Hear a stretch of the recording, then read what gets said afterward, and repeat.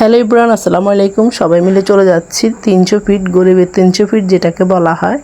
আজকে সেখানে চলে যাব আমি আমার শ্বশুর শাশুড়িকে নিয়ে, ওনাদেরকে নিয়ে ঘুরতে যাব। আসলে মানুষ যতই বুড়ো হোক না কেন, মনটা কিন্তু বুড়ো হয় না। আমি, আমার শ্বশুর, আমার শাশুড়ি, আমরা চলে যাচ্ছি ওনাদেরকে নিয়ে ঘুরতে, ঘোরাফেরা করতে কিন্তু খুবই ভালো লাগে। আর যদি ওনারা খুশি থাকে তাহলে মনে হয় যে আমি নিজে খুশি। ওনাদের খুশি দেখলে কিন্তু আমার কাছে অনেক খুশি লাগে। দেখেন চারিদিক কিন্তু সবুজে ভরা। আসলে গাড়িতে উঠে কিন্তু চলে আসছি, আর ভিডিও করা হয় না। আমি ওনাদেরকে খুশি করার জন্য নিয়ে আসছি। ভাবলাম ওনারা অনেক কিছু খাওয়া দাওয়া করবে, এই আশায় নিয়ে আসছি।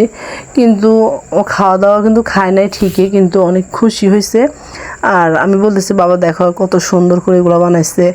উনি বলতেছে আমাদেরকে এখানে আসার কী দরকার, এটাকে আমাদের জন্য নাকি, এগুলো হচ্ছে ছেলে মেয়েদের জন্য। আমি বলতেছি সমস্যা নাই, দেখেন ঘুরেন, ভালো লাগবে এ আর কি। আর শ্বশুর শাশুড়িকে নিয়ে ঘুরতে আসা মানে আমার কাছে খুবই ভালো লাগা।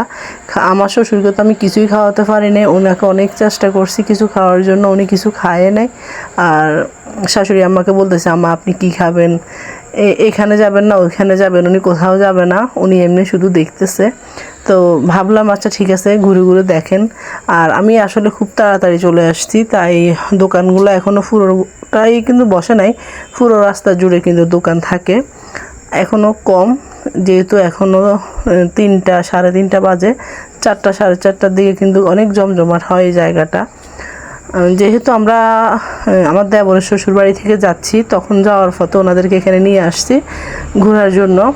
আর আম্মা বেশি ফেজুগুলো পছন্দ করে, তাই আমাকে বলতেছি এখান থেকে ফেজু খাওয়ার জন্য। আম্মা কিন্তু এটা খাওয়ার জন্য রাজি হয়েছে, তাই আমি আম্মার জন্য এখানে পেঁয়াজগুলো অর্ডার করছি যে ওনাকে দেওয়ার জন্য। উনি বলতেছে বেশি খাবে না, শুধু একটা খাবে। আমি বললাম ঠিক আছে, যতটা ইচ্ছা ততটা খান।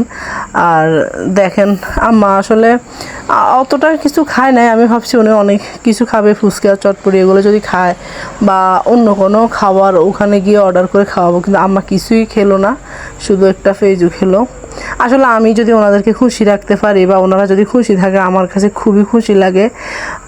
ওনাদের খুশিটাই আমার কাছে বেস্ট লাগে, খুব একটা বেশি ভালো লাগে।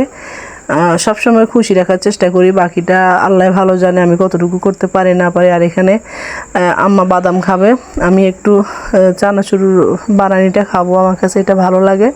আর আম্মা খাবে বাদাম, তাই আম্মাকে বাদাম নিয়ে দিতেছি আর আমি চানাচুর খাইতেছি। আম্মাকে বলছি এখান থেকে খাওয়ার জন্য, আম্মা কিন্তু খায় নাই। ওনার পছন্দ বাদাম, তাই উনি বাদামই খাবে। আমি বলছি ঠিক আছে আম্মা আপনি বাদামই খান। ঘুরতে এসে কিন্তু ওনাদের কিন্তু খুবই ভালো লাগলো। ভালো লাগলে কি হবে, এখানে ওনারা বলতেছে আমাদের আসার কি দরকার ছিল। আমি বলতেছি আমি আর কাকে নিয়ে ঘুরবো, আপনারা ছাড়া আমার আর আসে বা কে, আপনাদেরকে নিয়েই তো ঘুরবো। এইগুলা বলতে বলতে সময় শেষ, এখন চলে যাব। সবাই ভালো থাকবেন, সুস্থ থাকবেন। আজকের ভিডিও পর্যন্ত, আল্লাহ হাফেজ।